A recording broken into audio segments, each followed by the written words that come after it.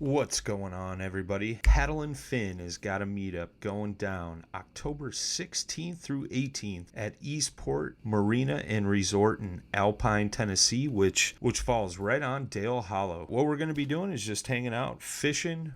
Depending on the number of people that show up and the interest, we may do a small tournament.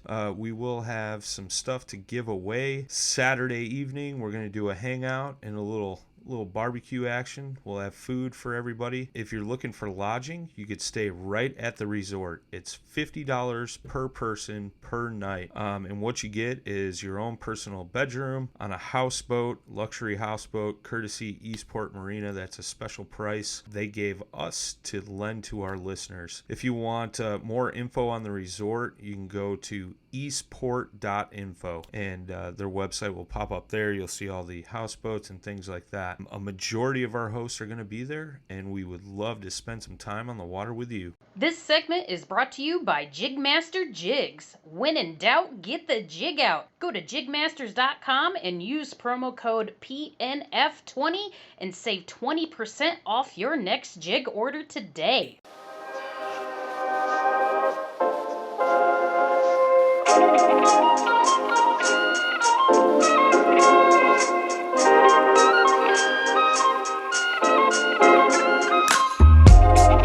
Hello and welcome back to Off the Water. I'm your host JP. Today we have a very, very special guest. We have Mr. Donnie Jokinen. Donnie is a 3.5-year Army veteran who is the founder of 22 Stay Alive. This episode is going to be a little different than what we normally do when we're talking about destinations, because the other half to everything we do is about adventure. And Donnie has quite the adventure and quite the mission he's set out and accomplished, and going forth further with this mission along the Mississippi River. So a little background to what is leading up to the show. I happen to be on Facebook, and I always browse for adventure and seeing what's going on, and I happened to run across a post from the Upper Peninsula, the UP, they call it the UP News, and it had an article about Donnie and his mission to help with veteran suicide and mTBIs. And if for those who are not familiar with mTBIs, it stands for traumatic brain injuries, in which occur from combat, from exposure and injury to the brains. It's coming home from it. Again, myself being a firefighter and having lots of veteran friends, it's hard making a transition from civilian life or from Army life and military life back into civilian life. And that leads down a road of a lot of darker avenues sometimes. And there's a lot of different foundations out there.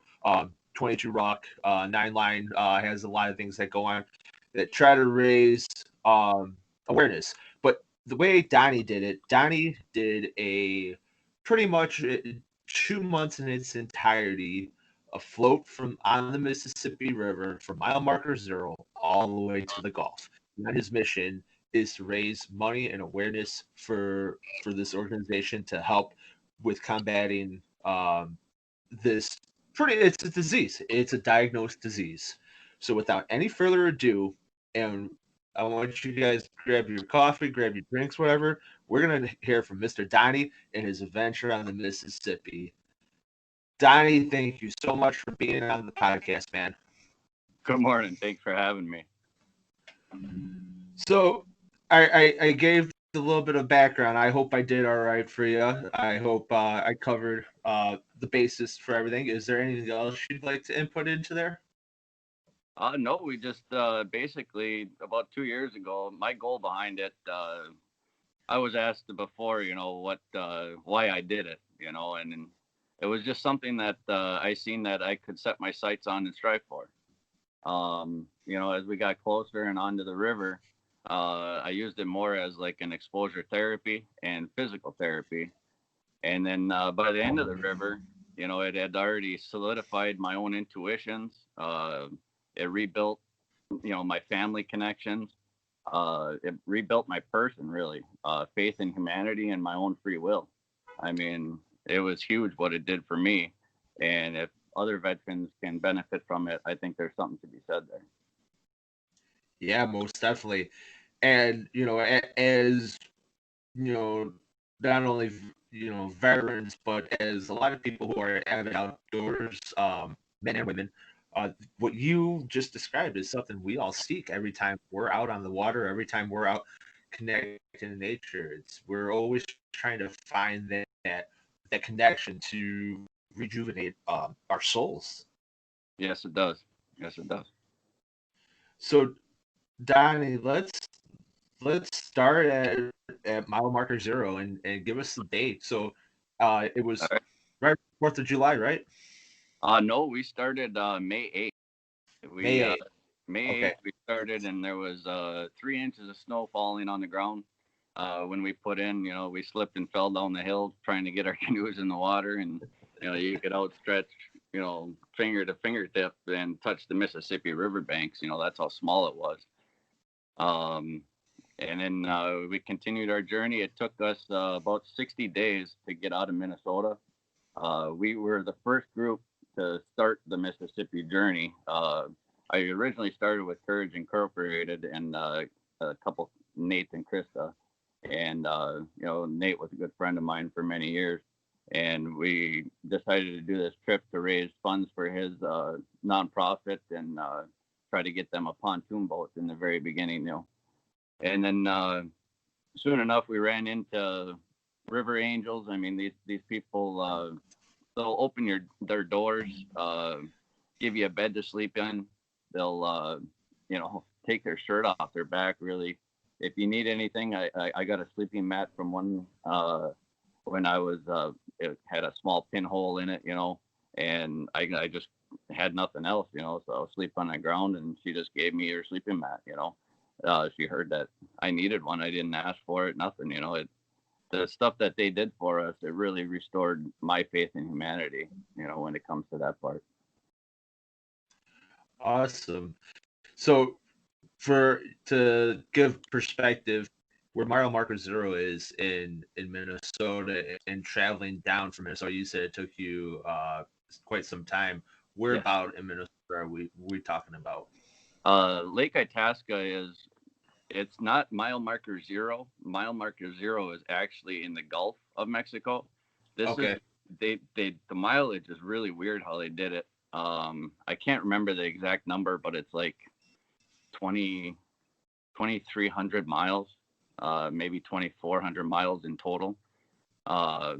You know, they do the distance right down the middle of the river, and there's lots of times, you know, you're on the outside of the river avoiding ship traffic and stuff like that. So the actual mileage, it's hard to, you know, say.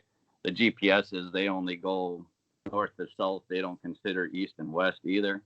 So that's another issue that I ran into trying to calculate it. But your estimation was somewhere around 2,500 miles, if you had to estimate. Yeah, I'd say 2,350, 2,400. Okay. That's still very, very impressive.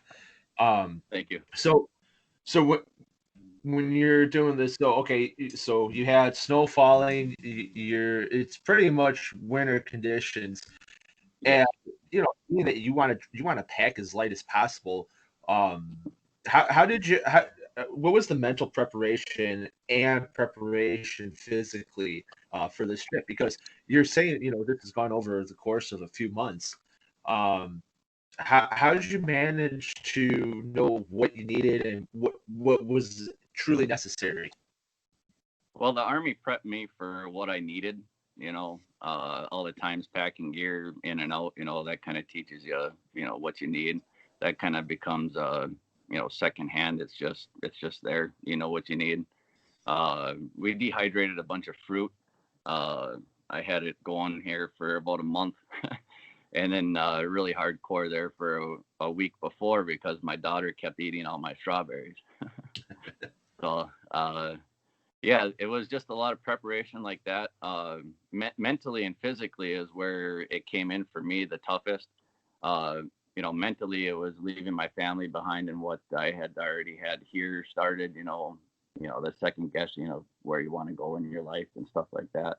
And there was just something that called me more and more each day as it got closer and closer. And you know, uh, 2 years before that, there was times I couldn't even do one push-up.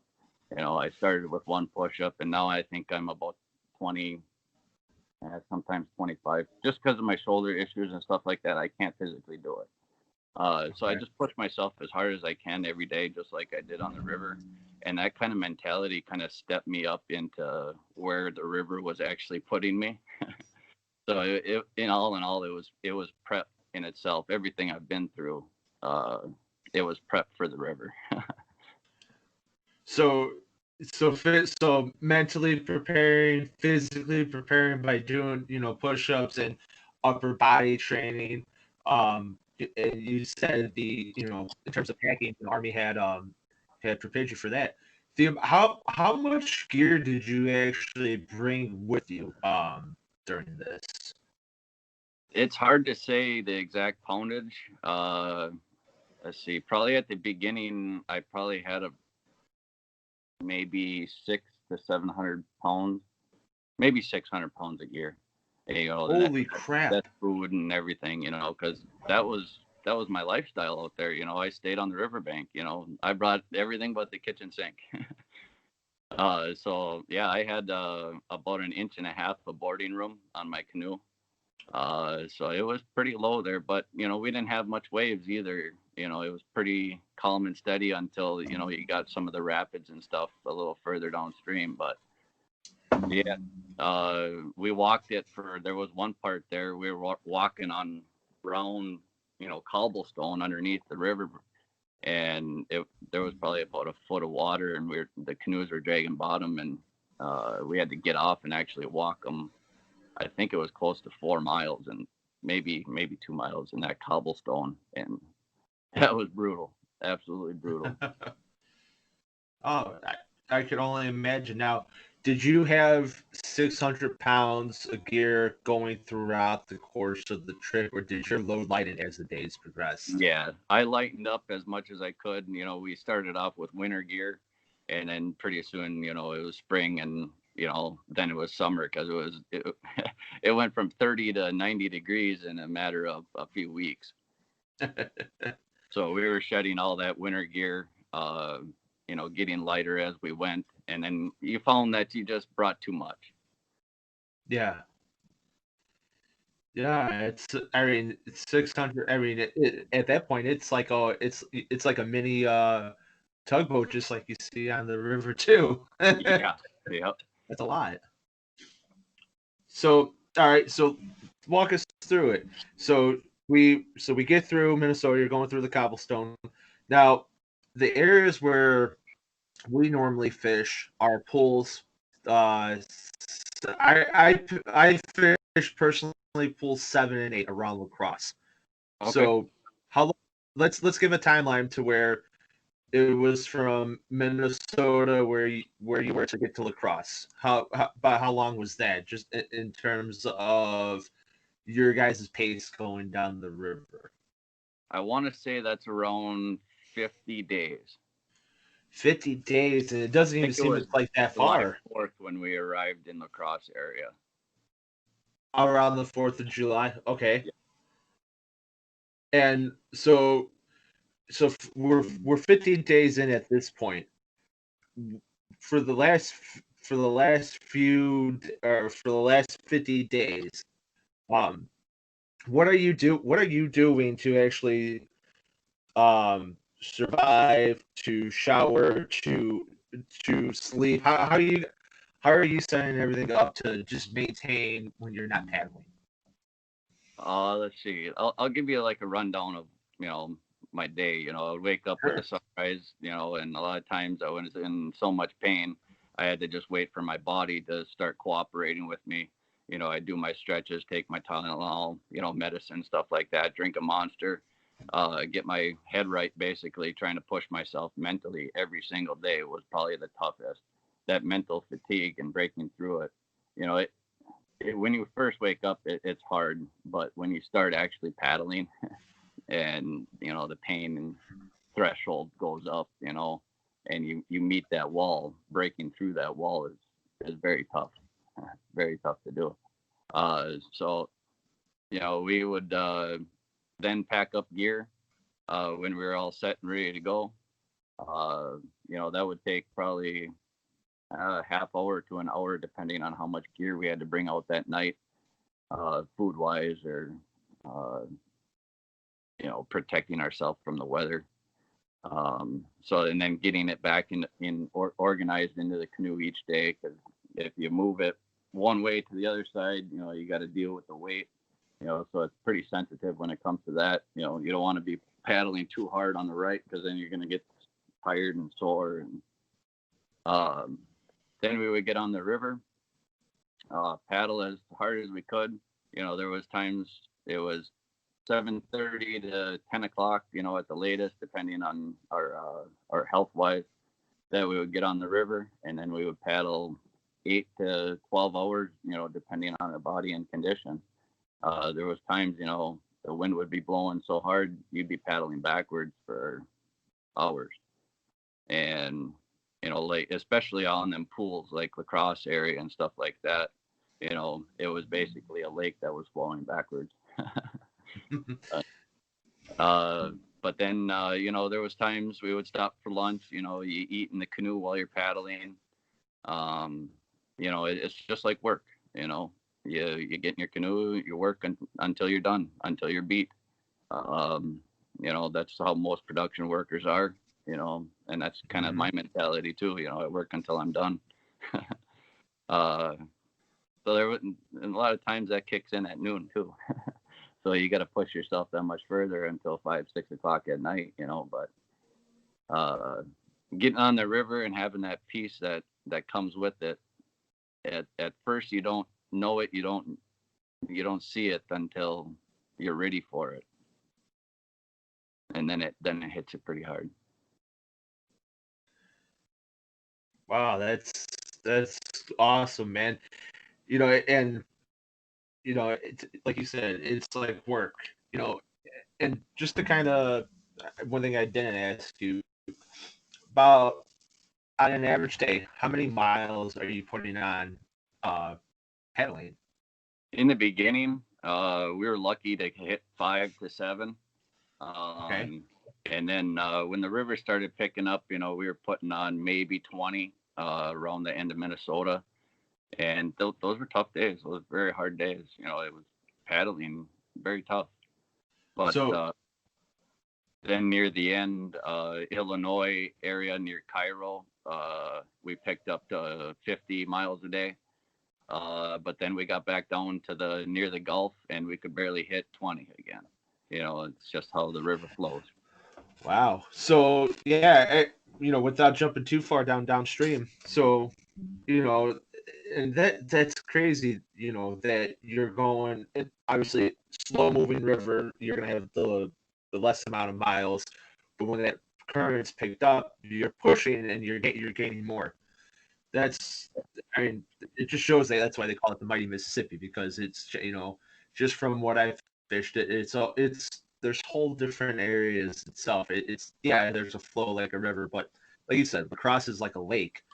There's really no flow to it, and you know you're you know you're if you're trying to make headway, you know you're not getting anywhere fast. Right. So And especially in like lacrosse and stuff like that, that's where you had a lot of boating traffic. oh You yeah, know, public boats like fishermen or water skiers. So, you know, with the lower boarding room with all the gear that we had in there, you know, every time a boat would go by, some of them would slow down, you know, but probably 80% of them would just go hauling ass past you, you know, and you got to deal with the wake coming back. So you got to turn into it. Otherwise, you know, you're going to go all over the place, you know. tip. Yeah, we considered that the worst area, you know, compared to ship traffic down in New Orleans even. Oh wow, yeah. So how did you guys decide where camp was going to be for the night? That was kind of up in the air every night there. Up in Minnesota, they had like designated camping spots. You would try to push so far to get to that camping spot every day because there probably wasn't nothing else to camp on. We did end up camping on a few spider islands and stuff like that. They're just, big marsh heads and just off the side of it. But, it took care of us for the night, and that's all we needed it for. Other times, there was, we would camp on levees.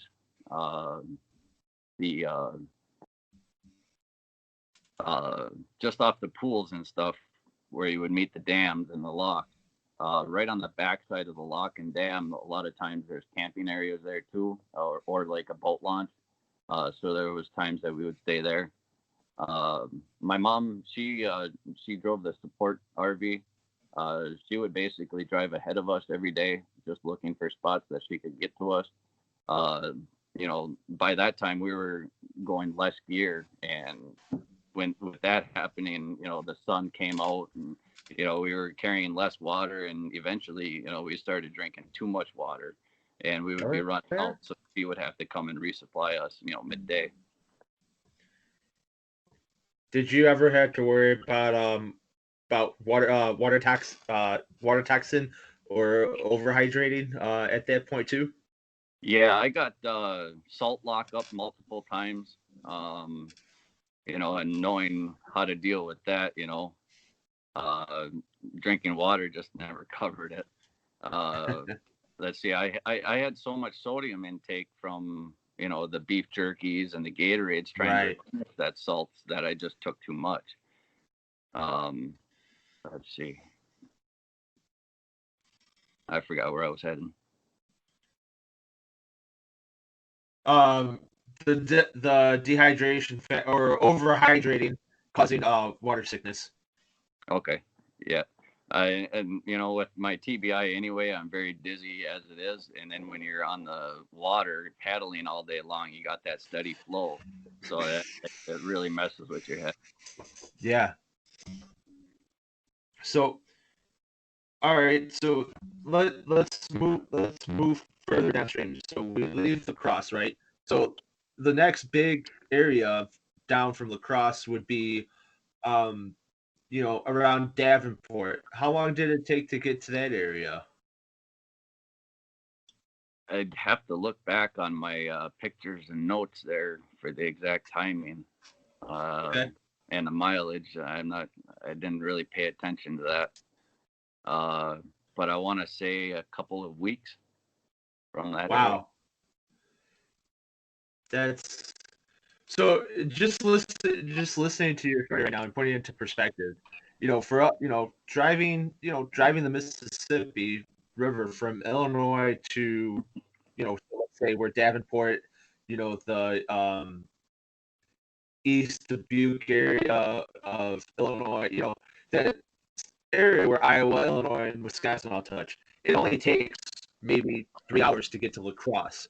So a couple floating, that's mind-boggling, and that proves to your point beginning the mental preparation it takes to do this. Yep. You're there all summer. It was for us anyway. I wasn't expecting that, but how long it took us to get out of Minnesota, that's when I realized, how long this trip was really going to take. Right. So okay, so now we're in Illinois. Between Minnesota, Wisconsin, Illinois, any significant sites or events that had happened during this paddle that you want to talk about?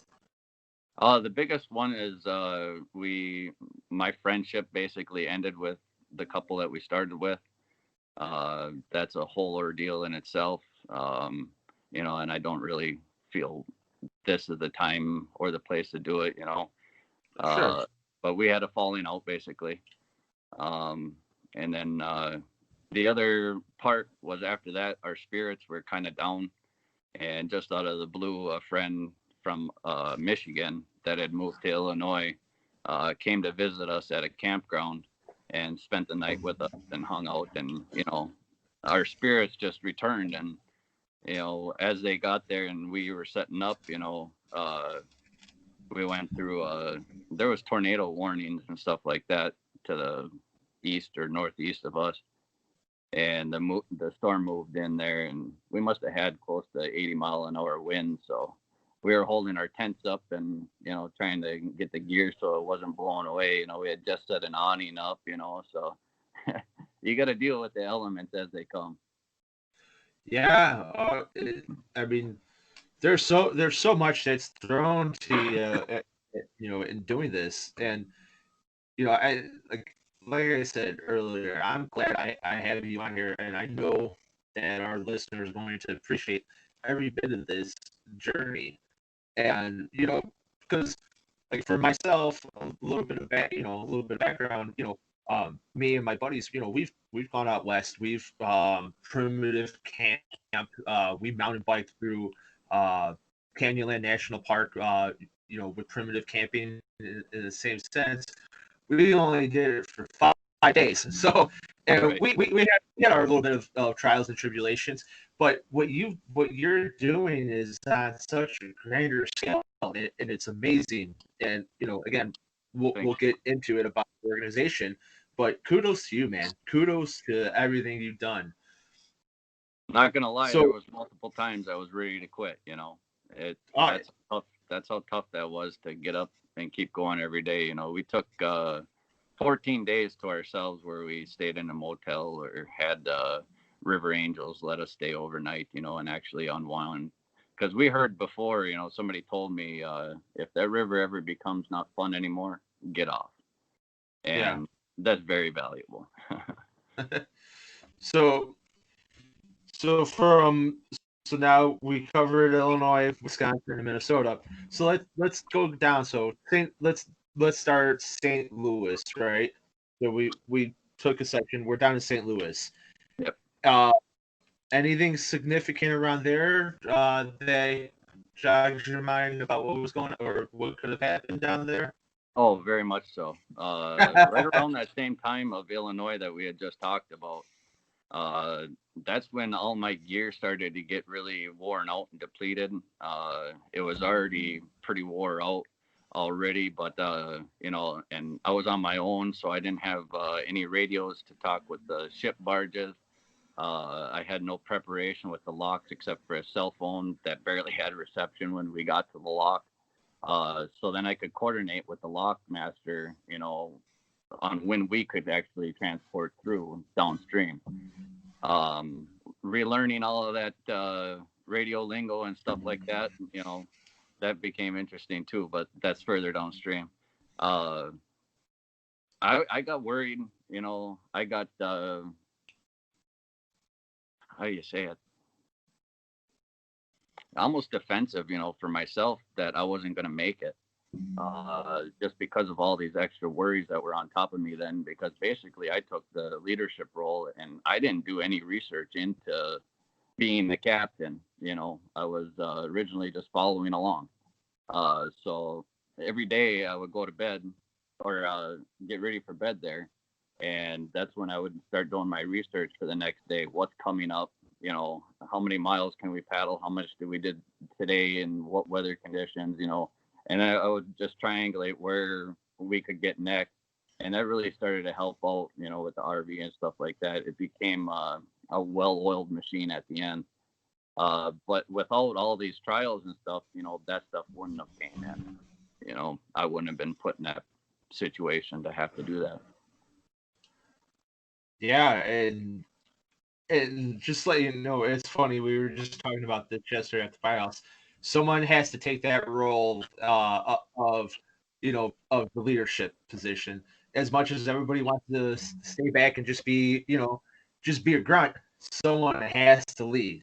And and when you find that balance of transition, whether it's doing an adventure, if it's a journey, if it's work life, one thing we talked about yesterday was it's not being a boss, it's about being a leader.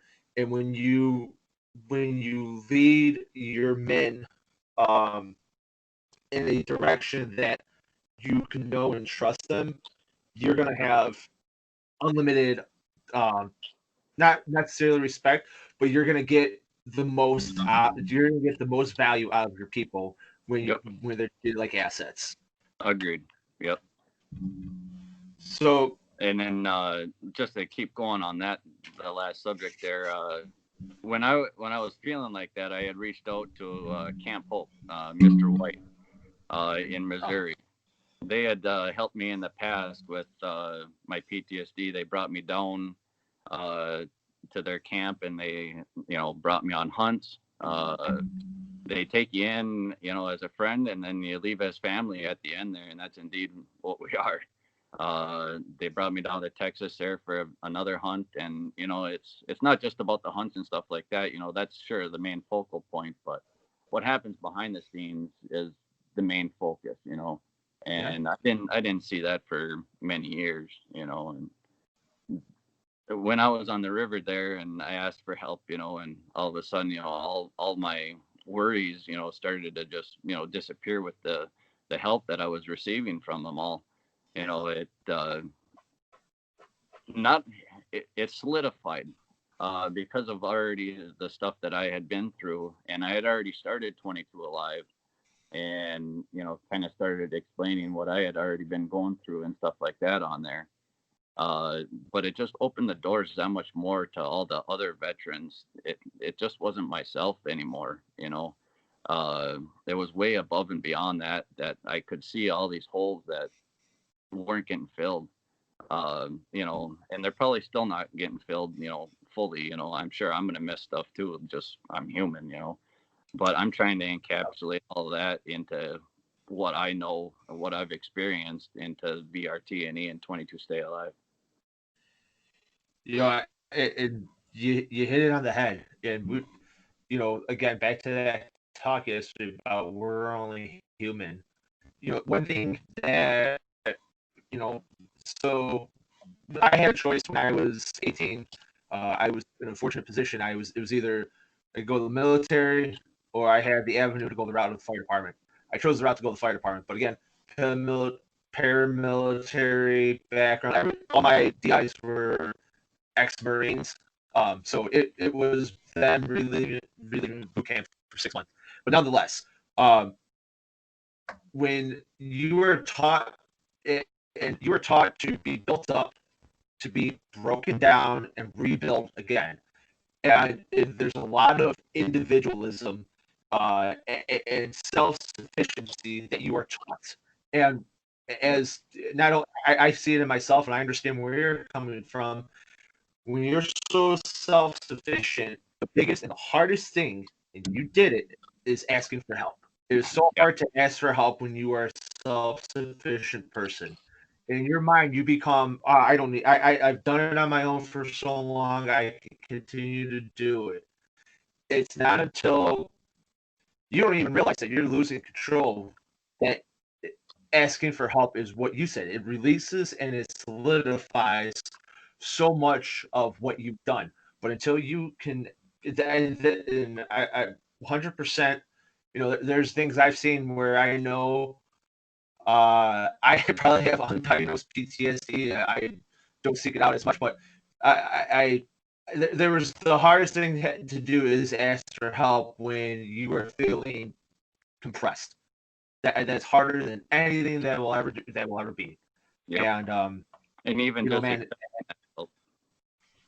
one more time, you broke up there. Just accepting that help is hard. I had people coming up to me, on the river, as I'm getting off, wanting to help, and I'm like, no, it's okay, I got it, and then near the end there, I'm like, well, this is their way of giving back and showing appreciation. So, there's something wrong with me for being so stubborn.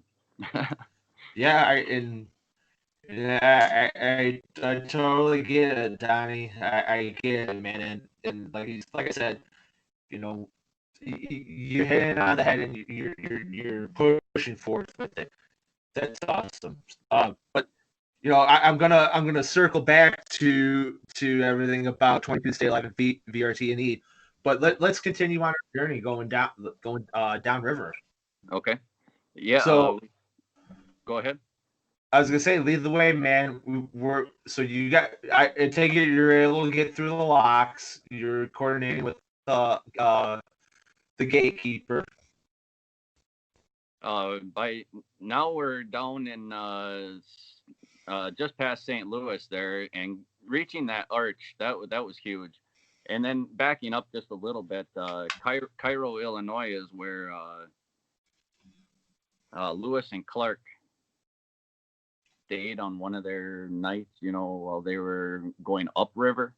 And that's where I really imagine, myself bringing myself back in time. I like to take the black and white photos.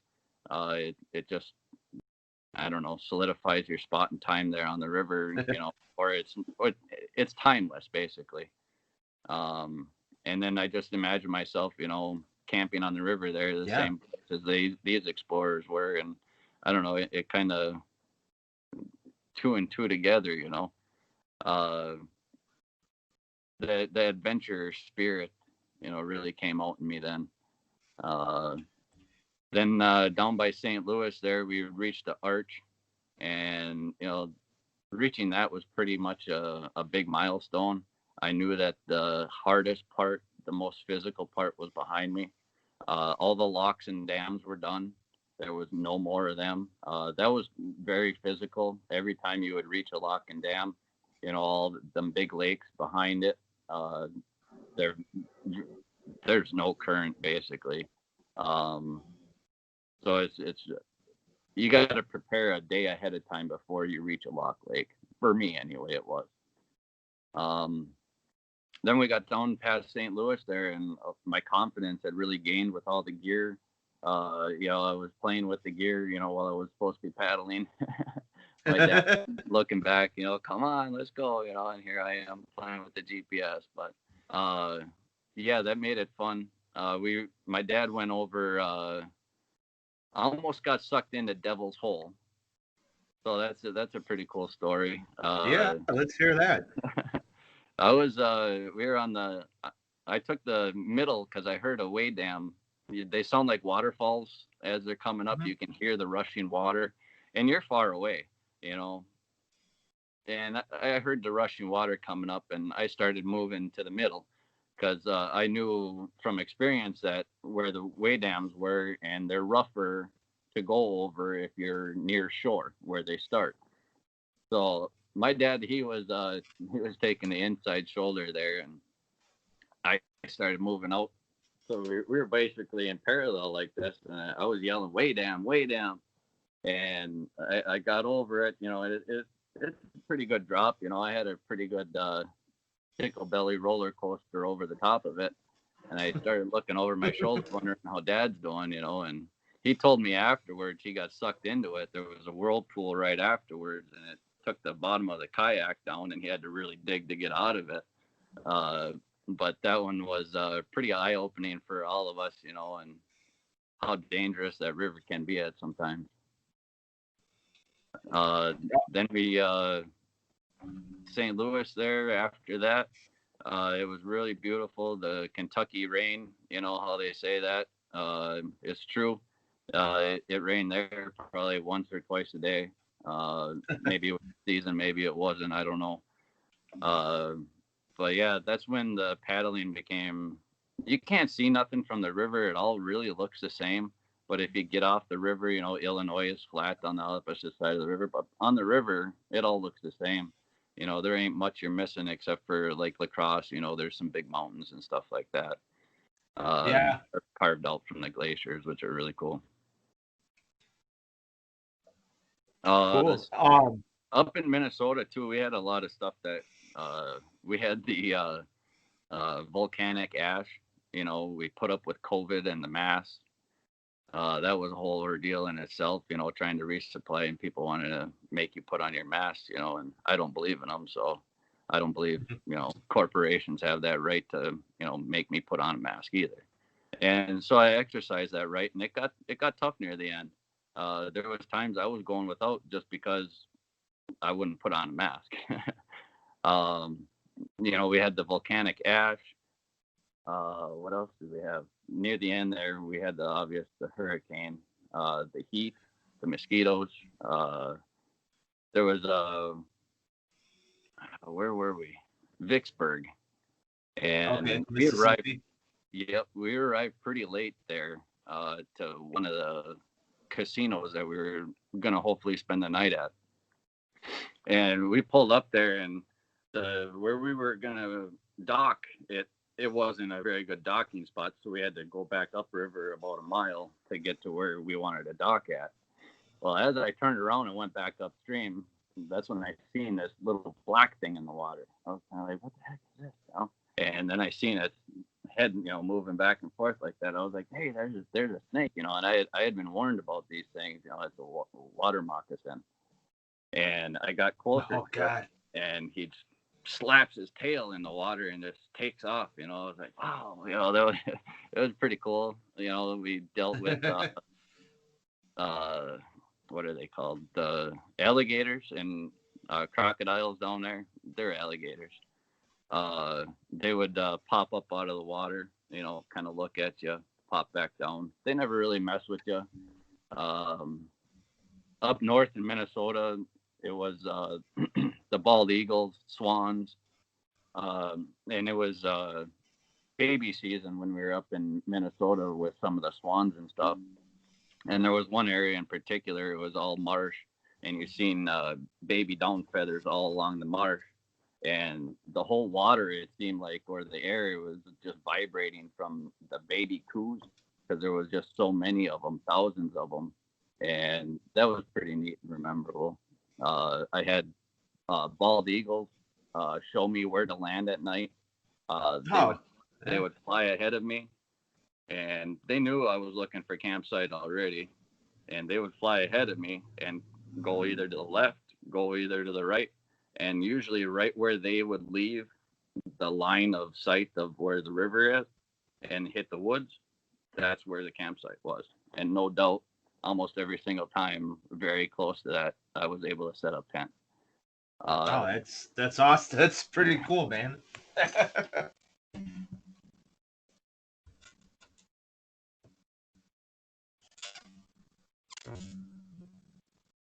Donnie, I got you still? There it goes. Yeah, sorry, it's breaking up a little bit. Oh, it's all good. There we go.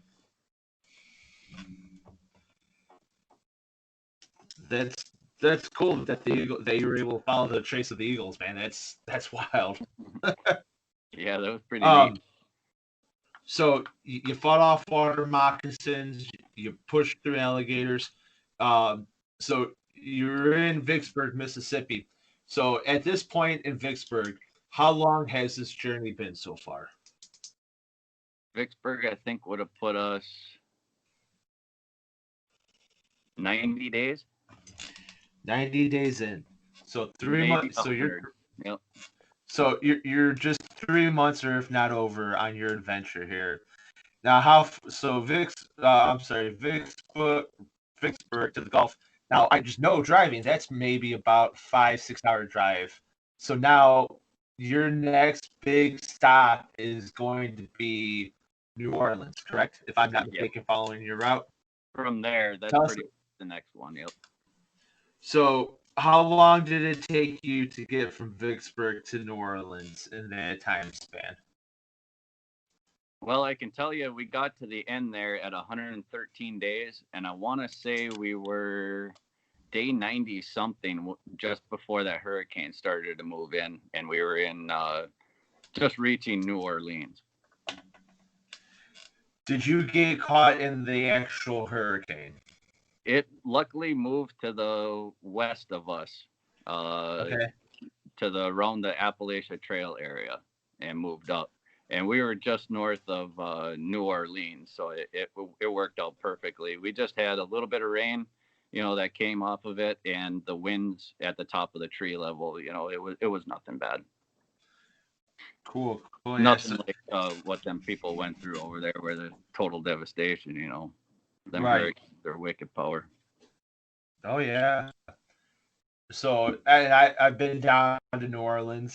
You know, I've seen that. I've seen where the port is, where the Mississippi flows in. So where did you actually wind up taking out at? Let's see here. I'll start back one day from our arrival in New Orleans. Okay. To set it up, we had a pretty hard paddle that day. It was real hot and kind of miserable, but we paddled a very good amount of distance, and we arrived at it was just going to be a break for the afternoon. We were just going to come in for a resupply of water and, you know, get into the air conditioning for a little bit. And my mom says, well, I think you should spend the night here. I was kind of like, oh, yeah. Well, you know, why is that? And she's like, well, I don't know. Let's see what happens, you know. Well, usually when mom tells me something like that, by now I know something's going on. So she had been talking with one of her friends and one of mine now from Florence here. He was older, went to school with my sister. But he got together with mom and they kind of organized this all. And then they had meetings with the uppers for all of the barge traffic and ship traffic in New Orleans. I took off that next morning after we had spent the night there. You know, I was all prepped, ready to go. I had, you know, my GPS all charged, radio all charged. You know, I was fresh, ready to rock and roll through New Orleans, you know, because I figured that was going to be the most fight and most active I had to be, you know, physically and mentally, you know, to tackle, because it's very, very busy. We got a mile in, and barges were just lined up on the sides. You know, their radar dishes are still spinning. There's crew walking around on them, and, you know, just came over me like, what the heck is going on? You know, this is strange. All these ships, you know, just sitting there spinning, not doing nothing. And then went another mile, and then there's you know, big, huge cruise ships just parked right in the center. Engines off, no anchor dropped. You know, they're just sitting there. You know, more barges, miles of barges. You know, we paddled more into the city, and there was still more barges piled on the side.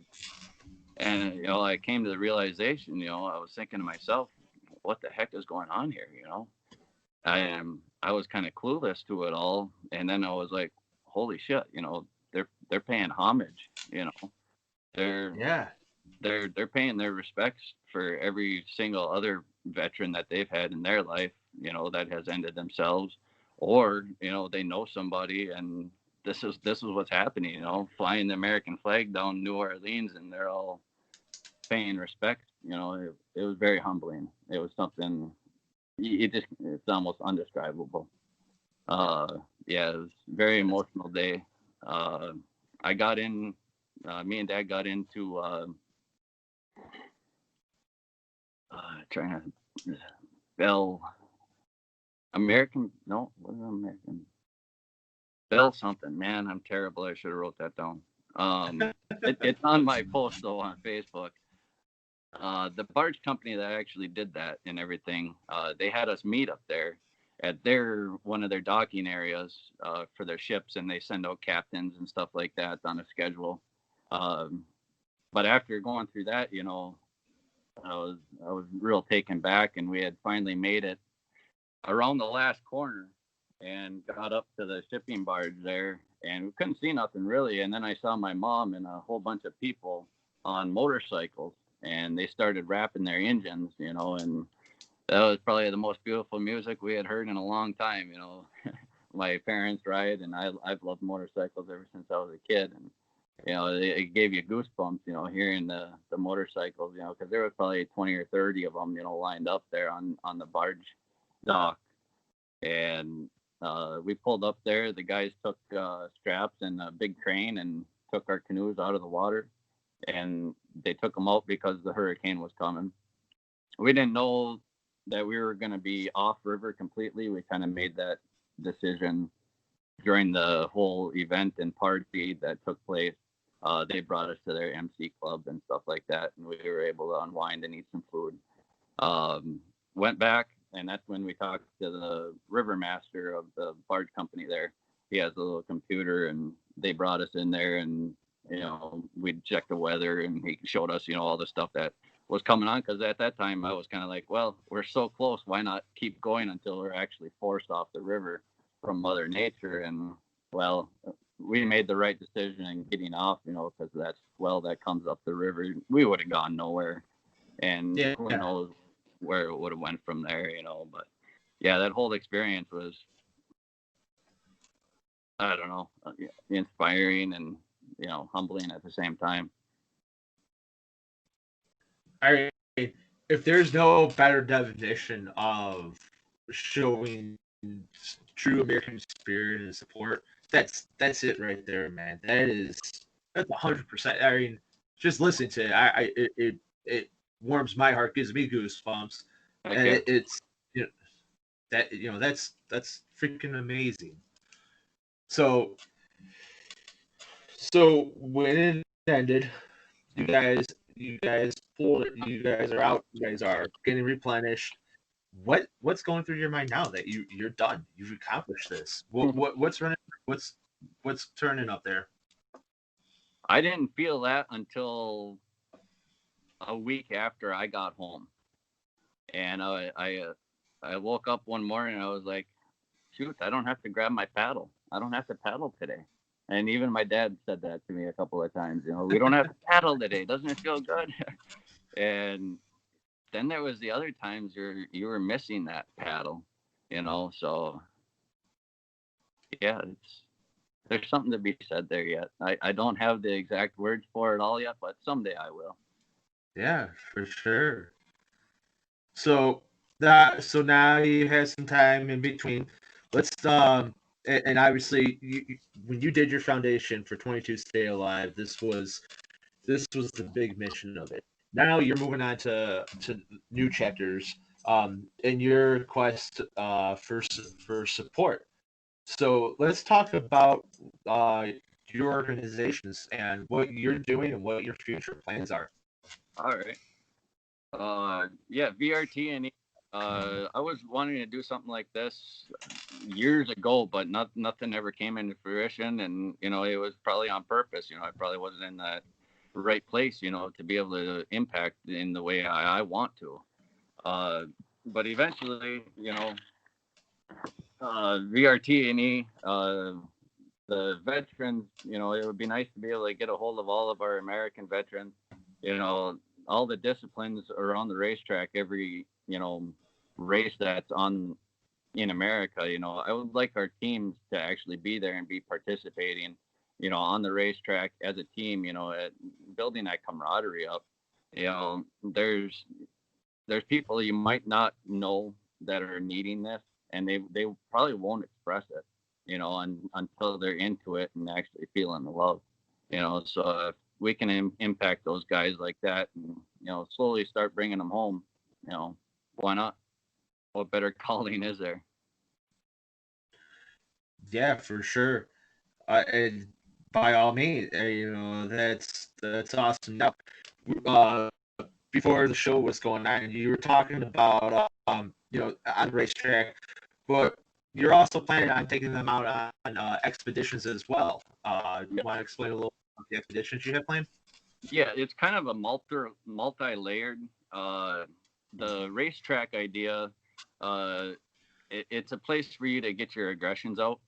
And then the expedition side is going to be a side for you to start healing and, come back to, what's important to you in your life and what you want to make of it. People don't have to even teach you that kind of stuff. It's something that's going to be taught to you anyway. And hopefully the plans and layouts that I have with it, I'm just another person, I ain't nothing special. I've had my own hardships and stuff like that, but through these hardships is what I've learned to help deal with my hardships. The yoga health, body health, there's strength training, there's music therapy, the wellness that comes along with the long range expeditions. It's like a grounding, taking your shoes off and walking in the sand, after a long day. You might not feel it right away, but there's something happening. And then also like the suicide prevention and homeless veterans, we'd like to reach out to them as well, because there shouldn't be none. I don't Oh, I absolutely. feel like that's wrong. Absolutely. Can you give any sites that you want to put out where people can find more about your organizations and where to find information at? Right now, on Facebook I got a personal blog, and that encapsulates the 22 Stay Alive, and that's what it's called: 22 separate word stay, separate word alive. That I didn't start that until mid trip, so I still am going back. I'm going to start back over from where I didn't start, because we didn't have reception and stuff like that, and I didn't know I was going to be doing this. So I'm going to go back, and I'm going to all the pictures and stuff that I took from the beginning until 22 Alive started is where I got, and that's where I got to start again now that I'm back home, and finish basically in the middle. So it's kind of like a book, I guess, already. How they start in the end, and then you finish somewhere in the beginning. Sure. All right, so that's all on Facebook. Then anybody you want to give a shout out to, anybody you want to give a mention to? Camp Hope has been my family from the beginning, and Mr. White, Scott Ross, all these guys that have helped me and helped me dig in, Mr. J. All the small things, they add up and make you feel home. Yep. My Awesome. parents, obviously, for putting up with my ass all these years, and my dad for coming out there with me, because he's 67 years old too, and it took a beating on me, but it took a beating on him too. He lost 20 some pounds, and physically at that age, it's hard to get that back. So we've been watching him, making sure he's getting back to health, and he's been doing very good with it. Good. That's it's a family affair, man. It takes like the saying goes, it takes a community to raise a child. Yeah. And you're getting the help from every aspect for this. That's awesome. Anything else you want to throw in? Anything worth mentioning? Anything that it's the floor's yours, man. And at it. Our next future trip, this was kind of just thrown in there. It was offered to me by Wild Bill down in Missouri. He takes veterans out. I think he's part of like the AMVET Association. Okay. He's bringing me fishing October 17th or something like that. And I'm going to pick up a Purple Heart recipient in Missouri there. He was deployed with us, and we're going to take him out fishing. That's where I'm going to start. Awesome. Cool. I don't know, and I know we talked earlier a lot of the kayaking, canoeing, and water sports scene, but we also have a chapter that we do here in the kayaking community called Heroes on the Water, and it's the same thing. We get veterans, who are suffering, whatever the ailment is. There's nothing that's stopping them, but we get them on the water fishing, and chapters throughout the country for that. So if that's something you're ever interested in, reach out to me, and we can make it happen as well. Most definitely. Awesome. The podcast is a supporter of it. We mentioned we work with one of the guys. He actually our old soft plastics, we send them in. He melts them down and makes new plastic for the organization to give out to the vets. That's cool. Yep. Cool. Well, if that's all you have, I have one last thing for you, and this is the bonus about being on my show. All right. Play a little game of True Confessions. Oh yes. So I hope you have your story ready. No, 'Cause I I don't. have- I'm not very good with this stuff. Oh no. But I'm sure I can come up with something. All right. Let's see here. There was one time back when I was a kid there, we were road hunting, and my dad stopped the truck and he got out and he saw a big buck and he was like, "Oh, I want to go shoot that buck." So we went out to the farmer's door there and knocked on the door, and my dad jumped out there and talked to the farmer a while, and he came back. He was thinking to himself he's gonna play a trick on me. Well, he got back to the car there, and I was like all excited, I said, "Well, are we gonna shoot the buck?" He says, "No, but we're gonna anyway." All right. Well, he was talking to the farmer there, and he asked him to take down 2 of the horses without me knowing. Well, I heard the 2 gunshots there, and I was wondering what the heck happened. He's usually only 1 shot. Well, he said he was pissed off at the farmer and shot 2 of his cows. This We know that's bullshit, so.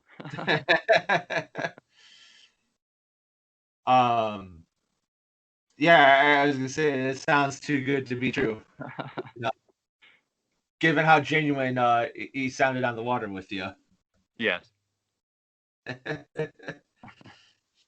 So, all right, here's one for you. Now you're up in the UP, so you're on the west end of the UP, right? Iron Mountain. More like the southern middle. Okay. Are you familiar with St. Ignace? Yes. In Mackinac City, around that region? Oh yeah. Okay. So when I was younger, I was about 8 years old. I was 8. My sister was 4. My nana was still alive, and it was my mother. So we had gone up to that area for a little vacation, and we were staying in St. Ignace. So my nana, she got turned around in the neighborhood. There was a cul-de-sac, but she was kind of confused as to where she was at. Now, my mom, for whatever reason, she got out the car, and this giant German Shepherd had hopped the fence and was chasing my mom around the car. My mom, she hopped on the hood and up onto the top of the car, so the German Shepherd wouldn't get her. The owners had to come out and retrieve their dog. This was all while we were on vacation in St. Ignace. My mom came back; she was so scared that as soon as we got back to the motel, she wound up, having to go number 2 right away. It literally scared the shit out of her. I love you, Mom. Well, that one definitely sounds like it's the truth. Oh, 100%. I'll never forget that as a kid, my mom getting chased around by a dog outside. Yeah, I can imagine. Cool. Donnie, again, I want to thank you so much for taking time out of your day to come on to the show and talk about this. To me, if it means nothing else to me, it means the world, and our listeners, they'll definitely, I know that if you're not familiar, our podcast goes worldwide. We're on every streaming platform. We're up to the last number we were up to was 200,000 plays. Wow. So there's quite a bit of people who this gets reached to. So I'm sure, I'm sure to hear this story, it maybe even if it's 1 or 2 people to inspire them. Right. It's worth it. It's worth it by every means. Yep. Keep going. Yep. Well, again, thank you so much for being on the show. And then to all my listeners, thank you guys for tuning in. You guys are what makes the show possible. Right now, tournament season's settling down, but that doesn't mean the real down's over. And on top of that, be on the lookout for the next episode of Off the Water. Until next time, peace.